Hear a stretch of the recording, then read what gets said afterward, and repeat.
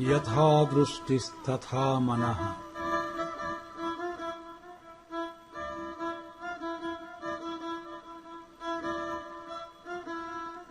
यथा मनस्तथा भावः।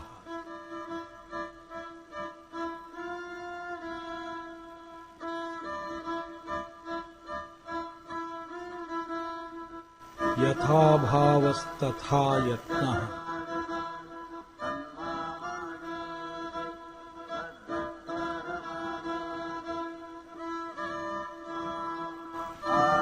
यथा यत्नस्तथा फलम्।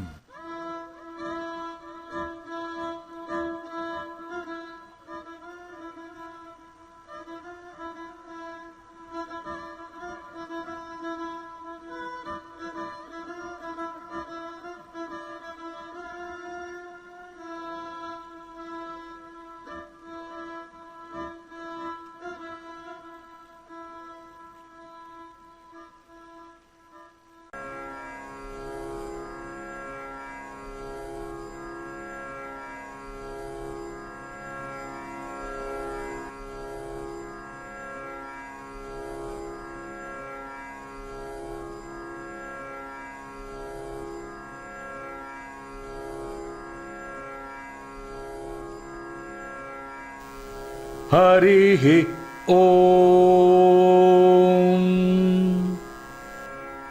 अथ अष्टमोऽध्यायः। अक्षरब्रह्मयोगः। अर्जुन उवाच किं तद्ब्रह्म किमध्यात्मं किं कर्म पुरुषोत्तम अधिभूतं च किं प्रोक्तम् अधिदैवं किमुच्यते। अर्जुन उवाच किं तद्ब्रह्म किमध्यात्मं किं कर्म पुरुषोत्तम अधिभूतं च किं प्रोक्तम् अधिदैवं किमुच्यते। अधियज्ञः कथं कोत्र देहेऽस्मिन् मधुसूदन प्रयाणकाले च कथं ज्ञेयोऽसि नियतात्मभिः। अधियज्ञः कथं कोत्र देहेऽस्मिन् मधुसूदन प्रयाणकाले च कथं ज्ञेयोऽसि नियतात्मभिः। श्रीभगवान् उवाच अक्षरं ब्रह्म परमं स्वभावोऽध्यात्ममुच्यते भूतभावोद्भवकरः विसर्गः कर्मसंज्ञितः। श्रीभगवान् उवाच अक्षरं ब्रह्म परमं स्वभावोऽध्यात्ममुच्यते भूतभावोद्भवकरः विसर्गः कर्मसंज्ञितः। अधिभूतं क्षरो भावः पुरुषश्चाधिदैवतम् अधियज्ञोऽहमेवात्र देहे देहभृतां वर। अधिभूतं क्षरो भावः पुरुषश्चाधिदैवतम् अधियज्ञोऽहमेवात्र देहे देहभृतां वर। अन्तकाले च मामेव स्मरन् मुक्त्वा कलेवरं यः प्रयाति समद्भावं याति नास्त्यत्र संशयः। अन्तकाले च मामेव स्मरन् मुक्त्वा कलेवरं यः प्रयाति समद्भावं याति नास्त्यत्र संशयः। यं यं वापि स्मरन् भावं त्यजत्यन्ते कलेवरं तं तमेवैति कौन्तेय सदा तद्भावभावितः। यं यं वापि स्मरन् भावं त्यजत्यन्ते कलेवरं तं तमेवैति कौन्तेय सदा तद्भावभावितः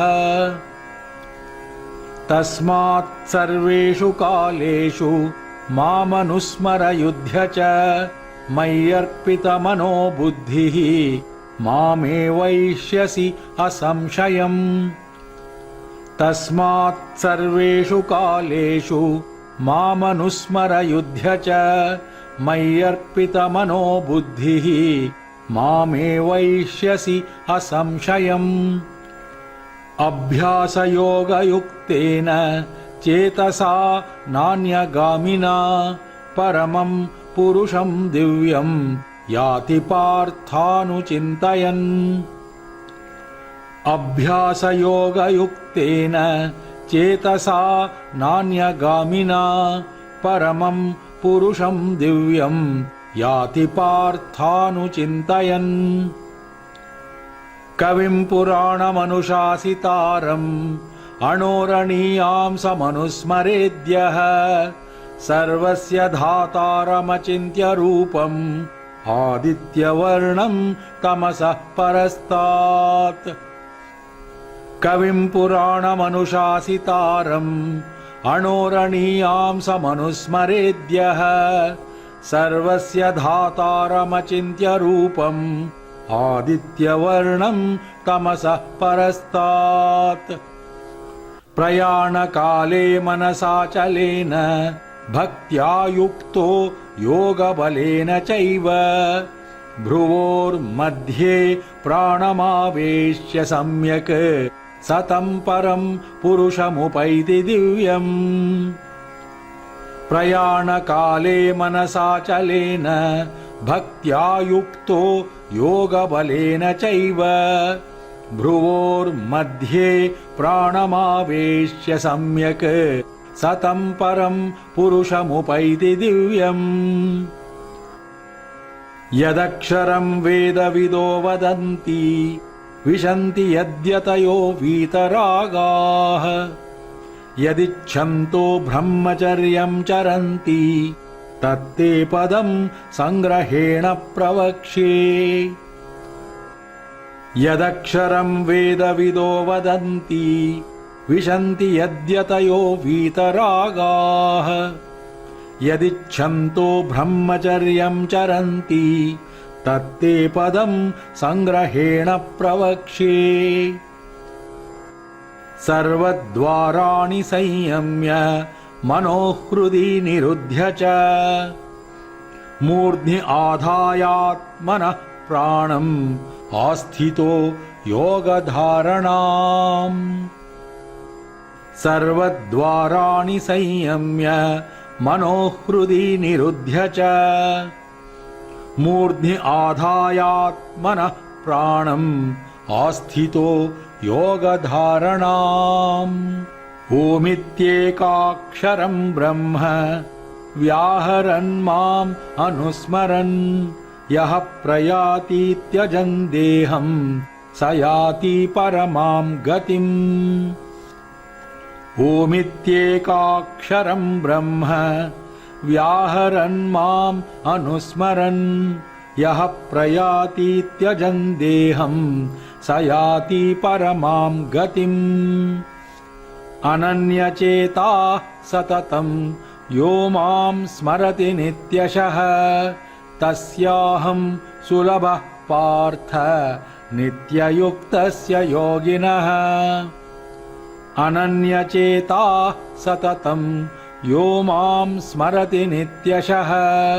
तस्याहं सुलभः पार्थ नित्ययुक्तस्य योगिनः मामुपेत्य पुनर्जन्म दुःखालयमशाश्वतम् नाप्नुवन्ति महात्मानः संसिद्धिं परमां गताः मामुपेत्य पुनर्जन्म दुःखालयमशाश्वतम् नाप्नुवन्ति महात्मानः संसिद्धिं परमां गताः आब्रह्मभुवनाल्लोकाः पुनरावर्तिनोऽर्जुन मामुपेत्य तु कौन्तेय पुनर्जन्म न विद्यते आब्रह्मभुवनाल्लोकाः पुनरावर्तिनोऽर्जुन मामुपेत्य तु कौन्तेय पुनर्जन्म न विद्यते सहस्रयुगपर्यन्तम् अहर्यद्ब्रह्मणो विदुः रात्रिं युगसहस्रान्तां तेहोरात्रविदो जनाः सहस्रयुगपर्यन्तम् अहर्यद्ब्रह्मणो विदुः रात्रिं युगसहस्रान्तां तेहोरात्रविदो जनाः अव्यक्तात् व्यक्तयः सर्वाः प्रभवन्त्यः रागमे रात्र्यागमे प्रलीयन्ते तत्रैव अव्यक्तसंज्ञके अव्यक्तात् व्यक्तयः सर्वाः प्रभवन्त्यः रागमे रात्र्यागमे प्रलीयन्ते तत्रैव अव्यक्तसंज्ञके भूतग्रामः स एवायं भूत्वा भूत्वा प्रलीयते रात्र्यागमे वशः पार्थ प्रभवत्यः रागमे भूतग्रामः स एवायं भूत्वा भूत्वा प्रलीयते रात्र्यागमे वशः पार्थ प्रभवत्यः रागमे परस्तस्मात्तु भावोऽन्यः अव्यक्तो व्यक्तात् सनातनः यः स सर्वेषु भूतेषु नश्यत्सु न विनश्यति परस्तस्मात्तु भावोऽन्यः अव्यक्तो व्यक्तात् सनातनः यः स सर्वेषु भूतेषु नश्यत्सु न विनश्यति अव्यक्तोऽक्षर इत्युक्तः तमाहुः परमां गतिं यं प्राप्य न निवर्तन्ते तद्धाम परमं मम अव्यक्तोऽक्षर इत्युक्तः तमाहुः परमां गतिं यं प्राप्य न निवर्तन्ते तद्धाम परमं मम पुरुषः स परः पार्थ भक्त्या लभ्यस्त्वनन्यया यस्यान्तः स्थानि भूतानि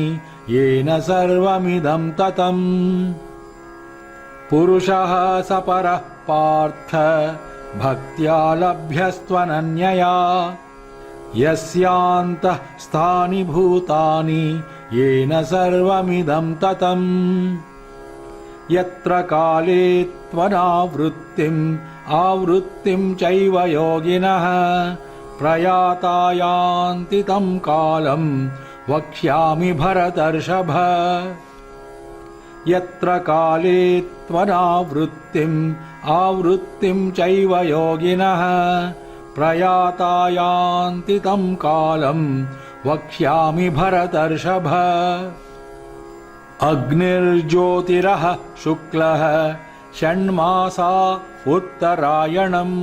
तत्र प्रयाता गच्छन्ति ब्रह्मविदो जनाः अग्निर्ज्योतिरः शुक्लः षण्मासा उत्तरायणम् तत्र प्रयाता गच्छन्ति ब्रह्मविदो जनाः धूमो रात्रिस्तथा कृष्णः षण्मासा दक्षिणायनम् तत्र चान्द्रमसं ज्योतिः योगी प्राप्य निवर्तते धूमो रात्रिस्तथा कृष्णः षण्मासा दक्षिणायनम् तत्र चान्द्रमसं ज्योतिः योगी प्राप्य निवर्तते शुक्लकृष्णे गतिह्येते जगतः शाश्वते मते एकया यात्यनावृत्तिम् अन्यया वर्तते पुनः शुक्लकृष्णे गतिह्येते जगतः शाश्वते मते एकया यात्यनावृत्तिम् अन्यया वर्तते पुनः नैते श्रुति पार्थ जानन् योगी मुह्यति कश्चन तस्मात् सर्वेषु कालेषु योगयुक्तो भवार्जुन नैते श्रुति पार्थ जानन् योगी मुह्यति कश्चन तस्मात् सर्वेषु कालेषु योगयुक्तो भवार्जुन वेदेषु यज्ञेषु तपःसु चैव दानेषु यत्पुण्यफलं प्रदिष्टम् अत्येति तत्सर्वमिदं विदित्वा योगी परं स्थानमुपैति चाद्यम् वेदेषु यज्ञेषु तपःसु चैव दानेषु यत्पुण्यफलं प्रदिष्टम् अत्येति तत्सर्वमिदं विदित्वा योगी परं स्थानमुपैति चाद्यम् ॐ तत्सदिति श्रीमद्भगवद्गीतासु उपनिषत्सु ब्रह्मविद्यायां योगशास्त्रे श्रीकृष्णार्जुनसंवादे अक्षरब्रह्मयोगो नाम 8मोऽध्यायः हरिः ॐ